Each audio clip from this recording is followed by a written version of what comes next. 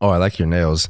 Normally, Thank you. I have my nails done. My girlfriend loves to do nails, so she hasn't done mine in a while. It's actually nice. She does them, but sometimes I like her to get a pedicure because it's so nice. Like they massage your feet. You sit in the nice massage chairs. I was like, now I know why my mom went all the time and I didn't get an invite. I feel left out. The massage chair alone is worth the cost for sure.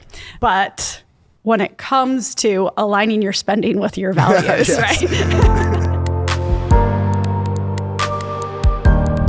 So I guess that's my question for you right out of the gate, Puka. When it comes to your decision, I mean, you grew up in Utah, Orem High. You're right, one of the top-rated football players from the state of Utah in the state's history. What made you originally decide to go to Washington?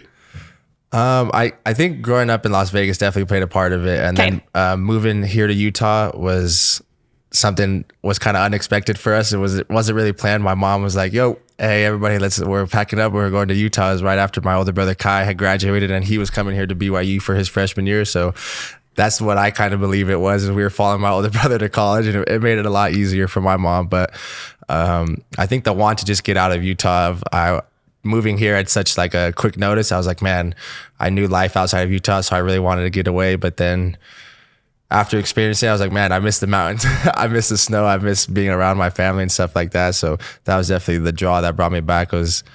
I loved and I grew a lot out there, but I was like, man, home is definitely where I want to be, as close to my family as possible. I love that. So, not that we have any bitter fans out there, right? Definitely not. The University of Utah or Washington, but you and your brother both came back to BYU at the same time.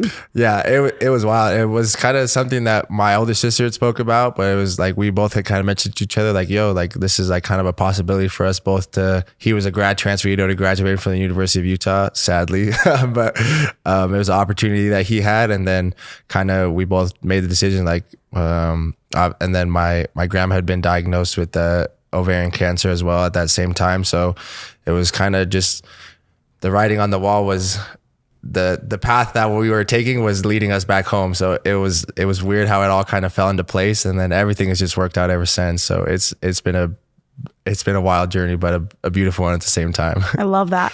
So how was it playing? I mean, I'm sure you grew up playing football with your brothers. Yeah. What was it like, though, being on that field in BYU uniform with your brother? It was so surreal.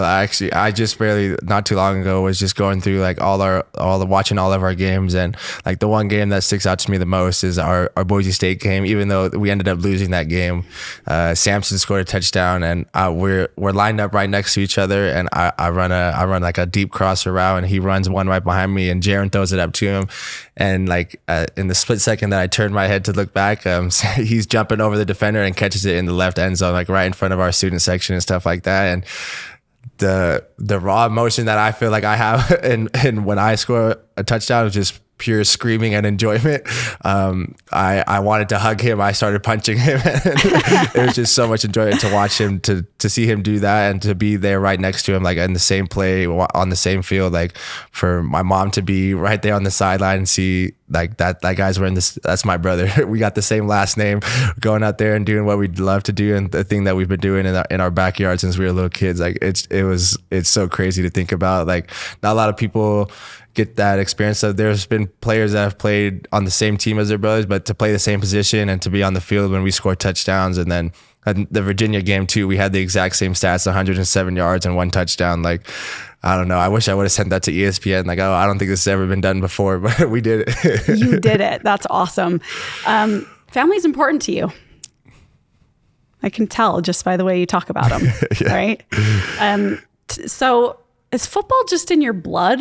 Like, for some people, I mean, plenty of us know who you are and who your brothers are and what your family does, but give us a rundown. Like, what was it like growing up in a family of, football stars? Yeah. We can easily say that. With all my older brothers, and then even my sister. Actually, my sister was the one who started the number 12, the legend in our family. So we all carry it from her. But it was so fun, the competitiveness that we grew up with. And like, I feel like for me, like my older brothers formed me. Like I was being the younger brother, and then I got one younger one, so he's learning all the tricks of the trade from everybody before him. But that's what I feel like. I got beat up the most from watching them, and whenever I thought I was doing good, they were right there to make sure to tell me that I wasn't doing good enough. But I got to watch them, so whenever they made mistakes or whenever I saw them do the great things that I knew that they were capable of, I stored that in my brain. I was like, yo, I got to do that, and then I got to do better from what they already put out. So it was so cool just to watch Kai go through it, especially coming to BYU. Like everybody was, when I was growing up, we'd be on the side of his football games on Friday nights. I'm practicing the moves I saw him do on the field, and then my older brother Isaiah, what he did of being, he was the only one to really play defense besides Kai when he got to BYU. So that I don't know, the grit that comes from playing defense is not the same that you have on offense. It's more of a finesse game and the flashiness. So he instilled that in us. And then just watching Sam, the enjoyment that he plays and the smile that he always has. That's every time I run into somebody or somebody who knows Samson, they're the light that comes onto their face when they have a memory of him is the light that he puts on everybody's face. And that's all I could ever think of, is whenever he just was always having so much fun and always wanted to help everybody out. So that's what I think makes the game fun. And then I feel like I'm kind of a mix of it all.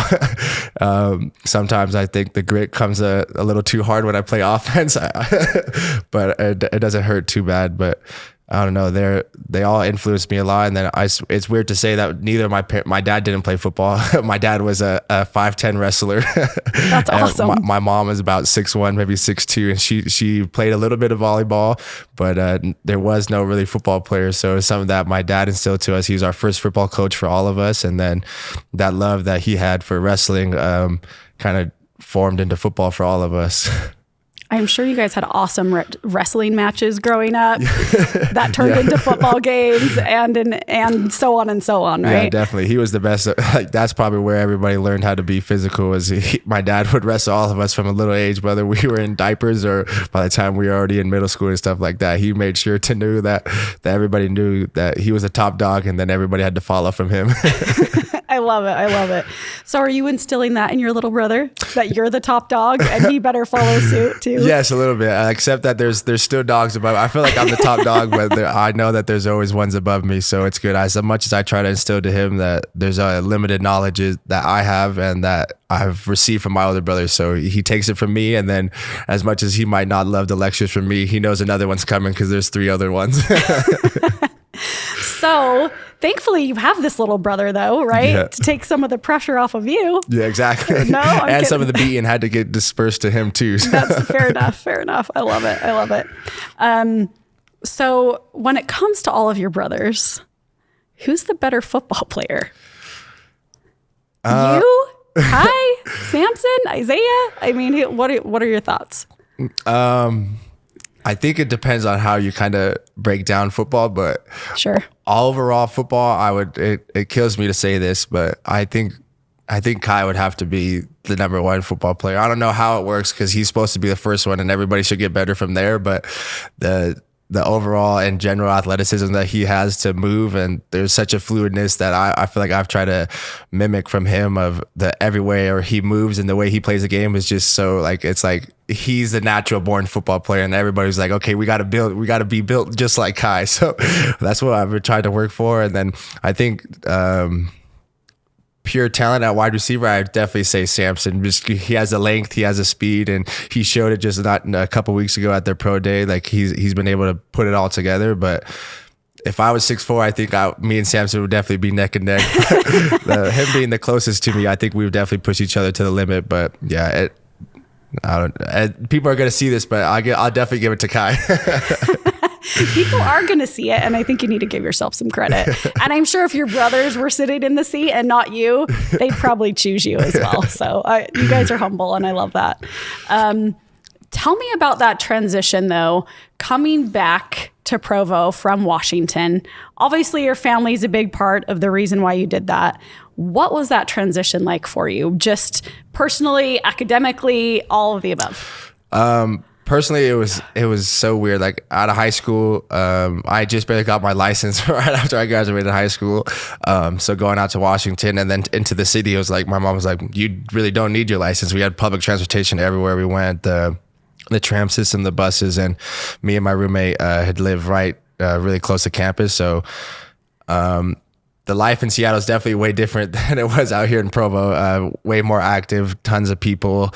But it was so cool to experience like the high paced life of something that outside of Utah that we don't get to experience, of just the crowds of people and just the different walks of life that you kind of see out there, of the diversity out there. But then academically, it was definitely a huge switch up. Washington is a prestigious school as well, but nothing, I would say nothing compared to BYU, but coming into BYU was way different. Obviously the church school, and then the very strict standard that BYU is held to of academically, and then the honor code that you uphold when you sign to the university puts, I wouldn't say a target, but it holds you to a standard every time you step on campus. And when you're walking around the streets of here in Provo and Orem, of people know that if you're a BYU student, you do things a certain way and you're going to school for a good reason, and you're going to be competing against the best in the classroom. And then obviously coming to the football field, it was so cool. It was weird. I oddly felt like I knew the guys on the team, but I didn't really know them to the extent that I knew the guys on the Washington team, obviously. But the camaraderie that kind of fell into place quickly, of, I think, obviously the Polynesian community was bigger out here on the BYU football team than it was out there. And I think that was a huge medium that allowed me and my brother to kind of flow easily into the team. And those guys accepted us. And then football, I think, was the bond that kind of held it all together for us, as everybody knew that the objective was to, when we come out there to do workouts and stuff like that, we want to win in the fall. So that helped everybody kind of, I don't know, maybe we didn't really have too many differences, but those kind of just fall into the back when you're going out there and we're doing the same workouts and we're putting the same blood, sweat, and tears kind of into this thing for the end goal to win our football games that we go out to. So it made it super fun, and it was just, I don't know, I just say I'm super blessed. It's been so crazy how everything just worked out. And then we had an amazing season, and just to get to know all the guys on the team it was like I knew a piece of them because I've been a part of BYU football, but then to come be a part of that brotherhood that's there, it's special. It's definitely something that not a lot of people get to be a part of, and I'm lucky to be a part of. I love that. Well, and love that you have a brotherhood, even though your brother's not joining you this upcoming season, right? I know. What are you most excited for, right? Spring ball's pretty much wrapped up at this point, right? We're headed into the season. September 3rd is the first big game. In Florida. Aside from that game, obviously, season opener, what are you most looking forward to this season? Or is there a game you're most looking forward to?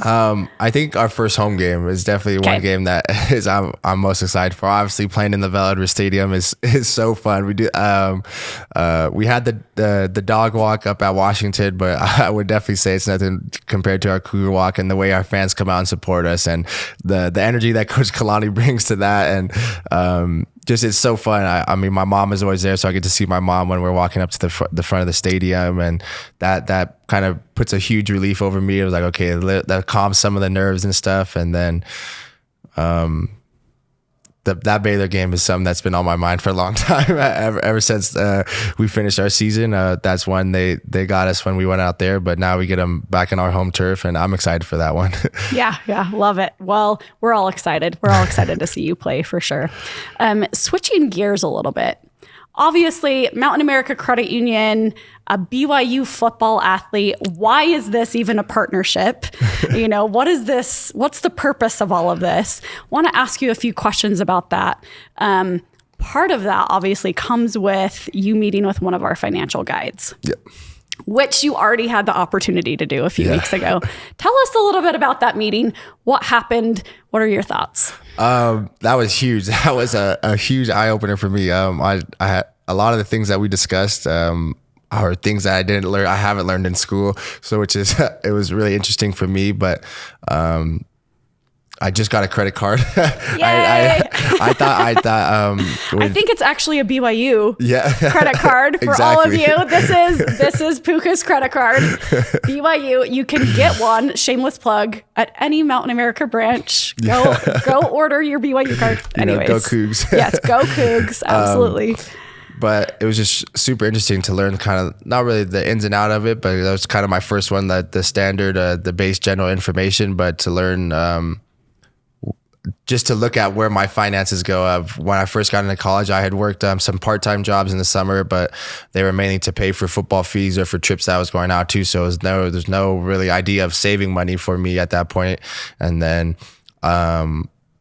just to go understand, like, to see where my finances go. Obviously, being a college athlete and just being a college student, food is always the number one priority, and sometimes it's the lacking priority that we all go through. So food is my number one expense, sadly. But no, I wouldn't say sadly, but that's where a lot of my money go. But then trying to figure out, obviously as an athlete, I should meal prep more.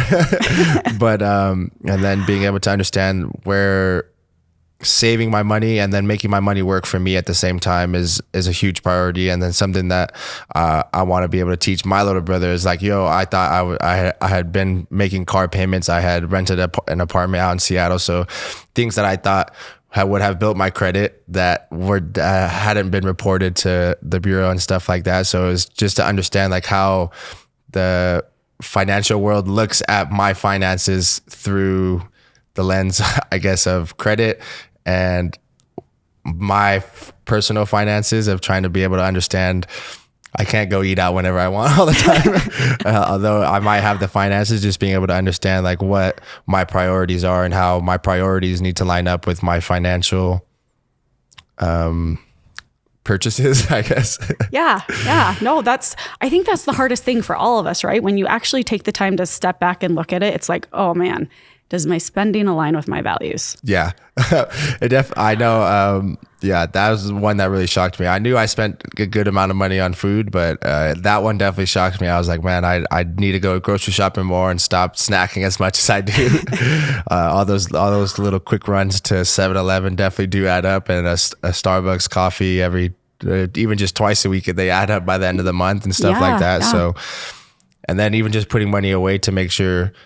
Like I thought I have the Acorns app is like they keep you spare change, but I was like, that should be my savings, because it gradually adds up money, but then not putting like you said, like a value on it of I'll be taking money out of what is my savings account, because I'm like, oh, it's not really my savings account. I just know I'm putting money back in there. So if I run out of money to buy food, I'm like, my savings account I can take money out of so I can go eat. So that was something that we just discussed, and then just trying to make sure that just my values align with what I'm trying to do. And it's all in a long-term picture of obviously as a kid you don't have a credit card, but like starting to save money. Like I wish I would have even just saving $10 or just whatever from the little part-time jobs I have, like how much money you could add, how much money that could have been now, instead of always going to like, I want to pay for everybody at Little Caesars, or I'm going to buy the new shoes that just came out. I'm like, I could live with the shoes I got right now and maybe save up for either something better or just save that money. So for a purchase that comes, or unexpected things that come up, just to have that money with me. Yeah. Well, kicks are important. I'm all for spending money on shoes, you guys. Part of our partnership and you working with Mountain America, and why we were so excited to work with you, other than the fact you are Puka Nacua, right? Is the fact that we actually are going to partner with you on a few financial education events specifically for the Polynesian community. Mm-hmm. Tell me about that, why you're passionate about that, and why there's even a need for it. I think that's huge for me. My grandma came from Western Samoa, and then she just worked her entire life of not necessarily kind of living paycheck to paycheck and making things work for my mom. And my mom started working at a young age. And then my dad kind of went through the same thing of there was not necessarily a financial game plan that they had. I think of everything like in football terms. So there was no game plan, a long-term game plan. They were making things work. And obviously as you have kids, things change and stuff like that. So they were able to make it work. But for the Polynesian community. I think like there's a mutual respect that the parents have with each other, that the finances is not a burden that needs to be put on the kids. And obviously going through my first financial meeting, I was like, I no longer look at it as a burden. It's almost a key to kickstart your life, to move forward and to give yourself financial freedom in the long term of life, of being able to plan from things from an early age, so you don't have to maybe go through some of the struggles that my parents had. And now that I'm in this opportunity to give back to and teach the little kids of just a little knowledge that I've learned, and then as the things I'll continue to learn, I think that's the big word for me, is just to kickstart where they're at. My parents never discussed saving with me. They never discussed where the bills were going or how the money worked. And it's not necessarily, I think, something that you need to. Every family dynamic is different, but to be able to, for kids to understand, like, we have this much money, of a kid like, yo, I want to go eat. That was, as being athletes, that was something that we always wanted to do after practice. Like, hey, can we go eat out, instead of, or is there something that we can cook at home? So those little trips of, we have practice every day and you want to go eat out every day, of those little things that add up continually. So being able to teach them the habits that you have now are going to carry you out through the rest of your life. So if you can start good habits now, your life will be much easier later on. I love that. And I love that you're passionate about sharing what you've learned. What's the hardest class you've had at BYU? I think I would have to say my public speaking class. I took it like when that was one of my first classes when I got here. I thought I've done obviously sports interviews and stuff like that before. So I thought public speaking would be something like I would be not kind of like naturally good at, because I had done it before. But speaking in front of like people when they're just sitting there watching you, and then just like not being able to then like we had to like plan out like scripts for like when you have to write, like talk about certain stuff. And then like obviously like interviews are kind of just something that like they ask you just questions, you just kind of go like what is on your head. Like I never really thought about like writing down like certain points I want to hit. And that's like different from giving a talk at church. So like you have kind of your bullet points or like something, and then if you forget what you're talking about at church, you just say, oh, okay, I'm ready to bear my testimony. So you kind of have a bailout right there. But that was something you didn't have in the public speaking class. But I would probably say that. And then I think second would have to be some of my religion classes for sure. Fair enough. I love it. So obviously, Lavelle Edwards Stadium is an amazing place. I'm just curious, describe for all of us who will never get the chance to experience a stadium full of 60,000+ people, when you make that winning touchdown catch. What is that like? It's like a nuclear bomb just like kind of goes off, and you can like, but all the energy is shooting straight down to the field, like all the attention. Like I think of kind of Samson's touchdown, and then I had a touchdown against Virginia. Like those two kind of play back in my head of like when the ball leaves the quarterback's hand, Jaren's hands, like there's like a split moment of silence. Everybody's like, like everybody comes to they have that quick gasp of breath, and they're like, what's going to go on? And then they're just waiting there. Everybody's watching, the eyes are following the ball, and then they see it get to the quarter or the receiver. And then when you finally secure the grab, it's like, boom, just like everybody just goes insane. And it's like, but you can feel like all their energy is just shooting down at you. So it's like I don't know, like, then I think of like, that's why I feel like I'm always screaming and stuff like that, because all their emotion is just poured onto me, and then I have to let it out again. I can't just hold it all in. So then their screaming just turns into me screaming. It's just like high fives and headbutts. And then by the time I get to the sideline, I'm about to pass out. Like I've been screaming for 3 minutes straight now, and everybody's been slapping me on my head. I'm like, do I have a concussion, or am I just out of breath? Like I can't breathe anymore. So, but it's an amazing feeling. And then the best part of it, like, everybody comes down. We do the I don't know what we call it, but we walk around the bottom bowl at the end of the game, and then the excitement that all the fans have even after the game is over, whether you win or lose, to come down and they just want to see you. Like they came to watch us play, whether we win or lose, and they're just cheering us on that whole time. So that support and love is something that you can't recreate. And it makes me feel so good that when you go out and talk to some of the fans, they're like, yo, I just drove out here from Texas to come watch you guys play. This is the first time I've been to Lavelle Edwards Stadium. And that's something I enjoy being able to be a part of, and you can't really take for granted. Yeah, love that. I love that. obviously, Lavelle Edwards Stadium will hold a special place for you. What's your favorite stadium you've ever played at outside of Lavelle Edwards Stadium? I don't know. I would have to say I thought Baylor Stadium was really cool. Baylor and Washington, they're both kind of on the lake. University of Washington is right there on Mont Lake, and you kind of right behind the big screen is the lake, and it's so cool. But Baylor's, it looked like I felt like it kind of reminded me of the office we're in now. They had a ton of glass windows on like the suite seats, and it was just like, I don't know, I felt like we were playing in like a museum almost. Like it was so clear, and it was a beautiful sunny day that day. But I mean, as much as I want to beat those guys, I will give the stadium design was really, really cool. Awesome. Love it. I think the question that probably everyone watching wants to have answered from Puka today is, are you going to the NFL? Are you staying at BYU? Obviously, we have you for this season. What's your plan, or do you have a plan? I think my plan is I got 12 games in the fall right now, and that's kind of my main focus, to make sure I'm healthy for those 12 games. I don't want to miss any games this year, and try to make sure I leave it all on the field. But obviously that's the end goal. My brothers have just like everything in my life before me, they've kind of set the standard for me. So Kai's been in the NFL, I think, going on 6 years now. Samson's getting ready for the NFL this year, and then I'm kind of the next one up. So that definitely is the end plan. But whether it comes this year or in the next couple years, I know I'll be ready. But hopefully it could be at the end of this year, but we'll have to stay tuned. Okay, stay tuned.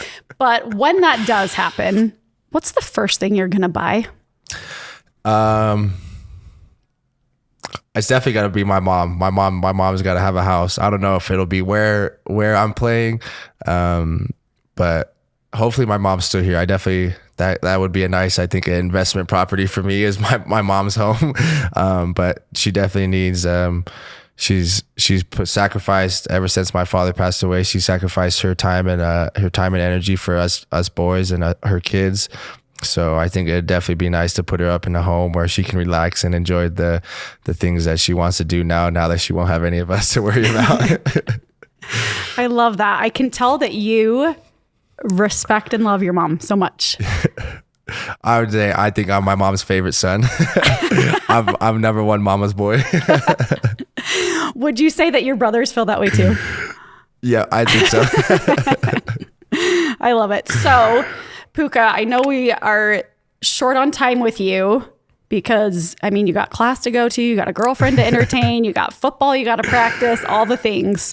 But my last question for you is, in Provo, right, which we all love the atmosphere of Provo, love it or hate it, Utah fans, yeah. Provo is a unique place. Your favorite place to eat in Provo? Ooh, that's tough. Or maybe just your top 5, like places you frequent. Top 5, my number one spot is for sure Tropical Smoothie. Even though it's in Orem, that's my number one. Good. I think it's healthy. I'm not sure if it's like I'd go Tropical Smoothie. I love Five Guys. 5-Star Barbecue. Is that 3? Oh, J-Dogs. I can't miss that one. I'm not putting these in any order. These are the 5. Those are the 4 places I hit the most, and then. I mean, you can list J-Dogs twice. Yeah, that's fair. That's fair. Yeah, I think any BYU student or alum will agree with you on Yeah, you definitely got to hit. J-Dogs. I love the Orem one, and it's nice, but the Provo one is nice. You get a combo with fries, and like that's always a nice switch up every once in a while. Love it. Well, one final question for you. NIL agreements. Obviously, you and I are sitting here together because of one. Yep. What has happened, or what has been the main difference you've seen pre-NIL agreements to now? Does it change the environment of the locker room? Does anything seem different to you as far as what you're doing? Or is it just an awesome perk? Thank you, NCAA, for finally changing your rule. I think it is a super awesome perk, but I wouldn't say it's changed anything in the locker room, but it also allows everybody to, I know like the linemen have done things together, and the linebacker crews have done things together. So it's like, it also adds like another element of camaraderie that we get to do that. Although it's like football based, it's based on like how all the boys want to put in that effort, and then how like what we like to do when we hang out. Like I know a lot of the guys have done things with Crew Connect. They've gone to go play Fortnite together. Like just the simple things that we do, like go golf, trying to get NIL deals with some of the golf spots out here. So like it's just another time for us all to hang out more than we do inside the locker room and playing football. So I think it's really cool, and then just for everybody to benefit. Like, I think it's a huge blessing for all of us to be able to have the opportunity to benefit from the things that we do on the field. Whether it's, there's a wide variety of things that NIL can go through, but I say it's a huge blessing for all of us. Love it. Love it. Well, you're a huge blessing for us in the fact that we get to partner together and help spread that word of financial education to our communities. And so thank you so much for joining us today. It's been a pleasure. Thank you. Yeah. And thanks to all of you for watching as well. And we will catch you on the next episode of Guiding You Forward.